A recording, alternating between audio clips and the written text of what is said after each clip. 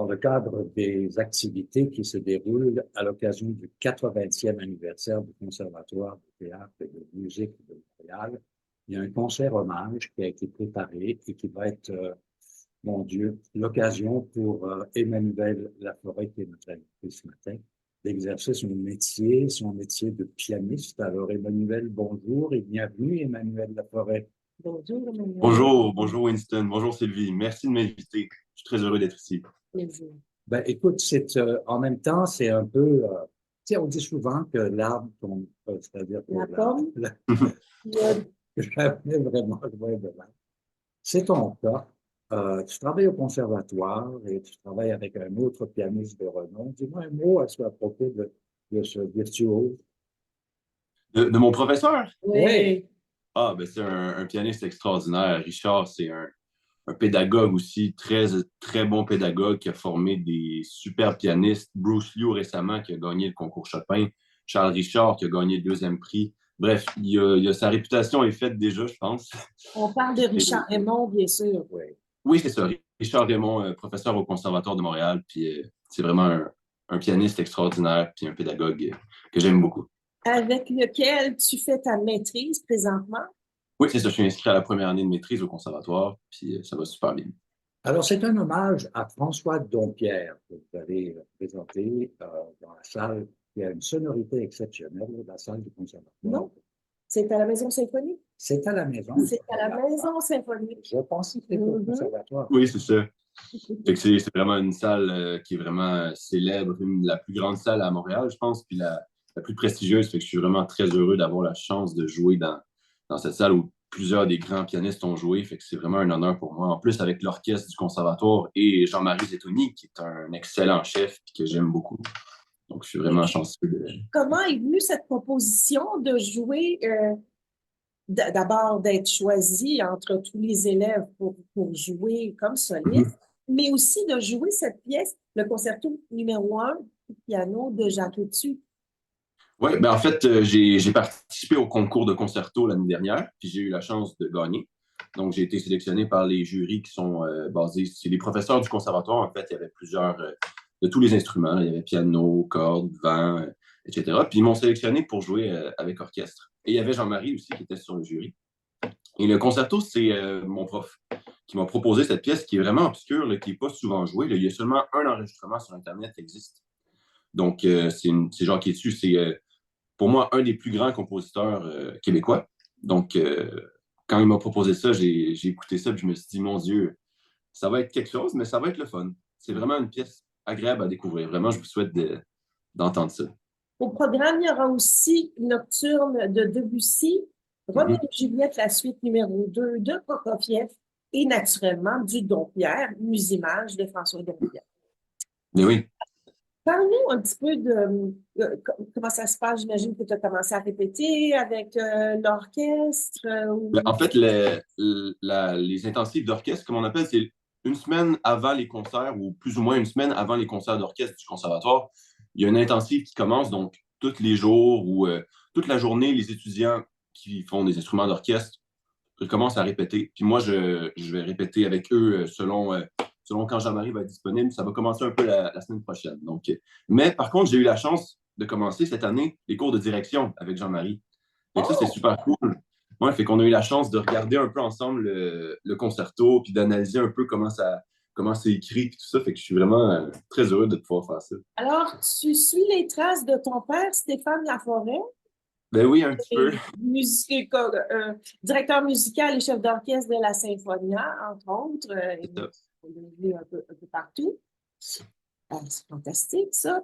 Et comment ça se passe, les cours de direction d'orchestre, Emmanuel? C'est fun, c'est super cool. Jean-Marie est super bon chef, puis il est vraiment intéressant. C'est le fun de le voir travailler, puis de nous montrer un petit peu comment ça se passe, le métier de chef d'orchestre. Puis c'est cool. C'est un atelier de direction, donc je ne suis pas étudiant en direction en soi, mais c'est le fun de commencer quelque part, puis d'apprendre un peu comment ça se passe. Comme ça, si un jour je me mets à vraiment me baser complètement, puis à devenir chef, je vais déjà avoir une bonne base, puis je vais pouvoir commencer de quelque chose. Tu sais.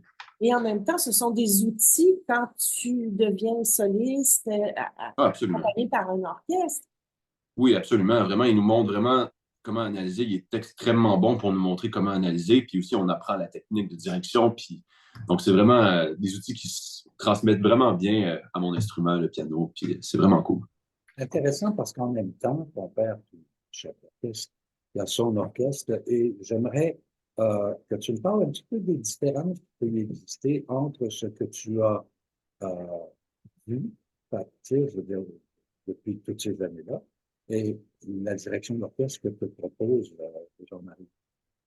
Qu'est-ce que vous voulez dire, excusez-moi, par Ben, rapport à ce que... c'est-à-dire, est-ce que l'approche à la direction d'orchestre de Jean-Marie ressemble à celle de Stéphane, ton père? Ah mon Dieu, ben c'est difficile à dire parce que j'ai pas vu beaucoup Jean-Marie diriger en concert. J'ai vu seulement 2 concerts à date. Puis, mais ils ont étudié avec le même professeur. Mon professeur a étudié avec Rafi Arménian, puis Jean-Marie aussi a étudié avec Rafi. Donc, c'est sûr que ça se ressemble un petit peu.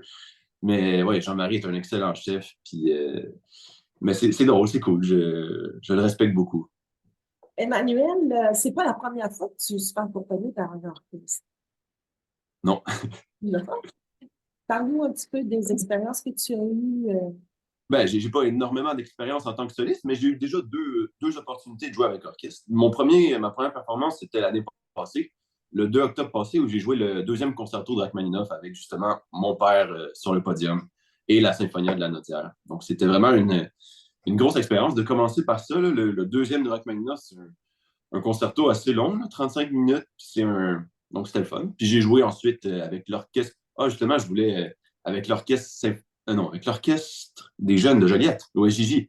J'ai joué le premier mouvement de ce concerto-là avec eux et Frédéric Alexandre Michaud, un étudiant de McGill en direction d'orchestre. Donc, c'était vraiment... Joliette, dont ta mère, Hélène Marcil, violon solo aussi de l'orchestre La Symphonie de la Naudière, est originaire.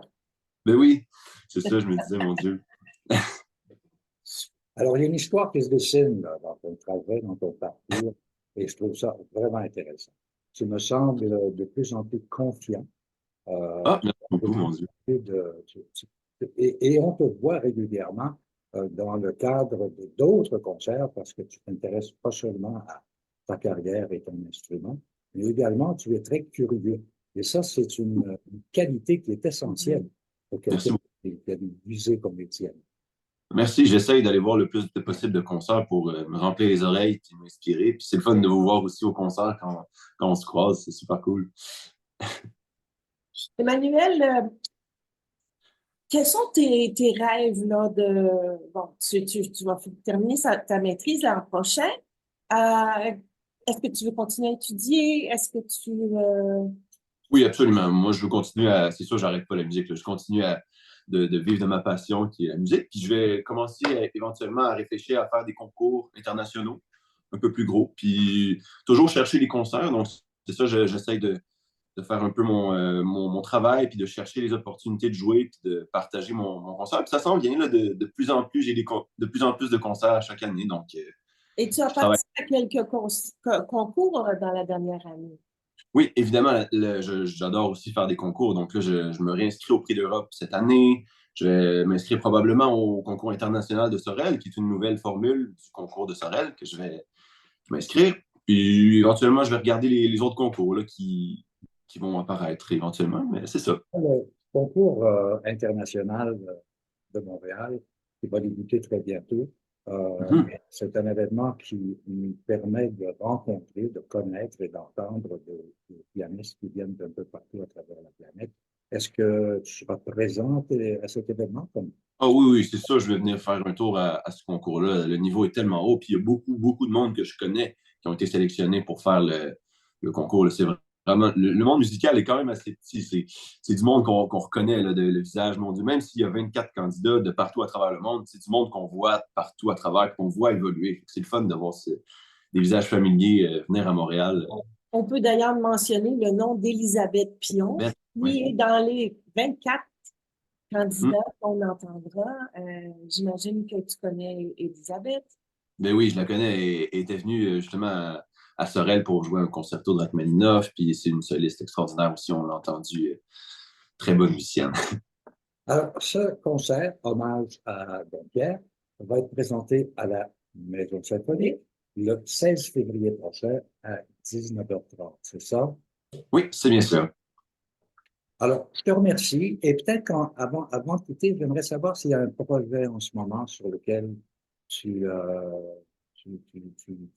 Ben, envie. ben oui, j'ai plusieurs autres opportunités après celle du 16 février prochain à la Maison symphonique. D'ailleurs, avant ça, est-ce que vous allez être là au 5 à 7? Il va y avoir un 5 à 7 pour les anciens du conservatoire. Nous y serons parce que moi, j'étais Vous y serez? étudiante au C'est une ancienne. conservatoire. Oui. Ouais, une C'est ancienne. ça, vous êtes une ancienne du conservatoire, donc cool, on va vous voir là. Oui, on sera au concert aussi. Merci Super. beaucoup, Emmanuel. Mais Oui. il n'a pas répondu à ta question encore, tes projets futurs, Emmanuel. Ben oui, je vais participer au 30e anniversaire de la Symphonia de la Naudière avec, qui va avoir lieu le 28 avril prochain, où je vais jouer avec mon père et la Symphonia le concerto de Turina Rhapsodia Symphonica pour célébrer justement le 30e anniversaire de création de la Symphonia. Et à la fin de l'année, je vais avoir une tournée de 3 concerts au Nouveau-Brunswick le 13, 14 et 15 mai prochain avec Mélanie Léonard et l'Orchestre symphonique du Nouveau-Brunswick, où je vais jouer le deuxième concerto de Saint-Saëns. Donc, j'ai bien hâte à ces projets-là. Ce sont des C'est beau projet, super ça. beaux projets. Ben, on te souhaite la meilleure des chances pour tous ces beaux projets et on te souhaite une longue carrière, Emmanuel, parce Puis, que C'est bien parti. on voit que tu travailles très, très fort et puis hmm. c'est très, très bien parti. Merci beaucoup, Merci. Merci Emmanuel. beaucoup. Merci de l'invitation. À bientôt. À bientôt.